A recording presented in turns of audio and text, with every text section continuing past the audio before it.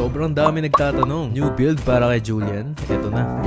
Alam mo naman ng lahat ng bagong update sa Rose Gold. Kaya ito yung usong item na binibuild kay Julian ngayon, diba? Pero teka, una sa lahat, kung hindi ka matapang mag-Julian, huwag mo na gamitin siguro. Paalala lamang sa inyong mga Julian user dyan, ang build na to ay para sa mga matatapang. O ano, matapang nga, diba? Paglaban mo, mahal mo yan eh. Ay, wait lang. ML pala to. Well, ang reason lang naman kung bakit kailangan mo maging matapang is dahil kailangan mong palu-paluin yung hero sa ML. Pag di ka pumalo, super useless ng build na to. Pero wag naman yung sobrang tapang na feeling mo kaya mo lahat, lalo na sa early. Huwag mo ipaglaban kung hindi naman sa'yo.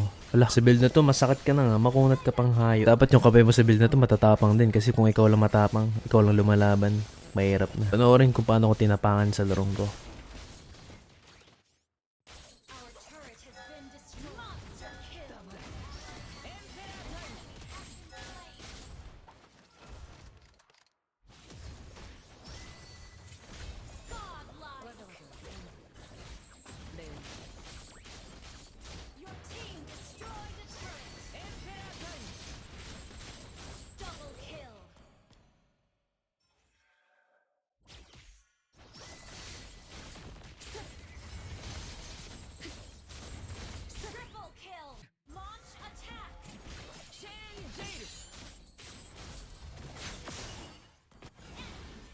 Panoorin nyo dito kung paano ko kinain yung mga bala.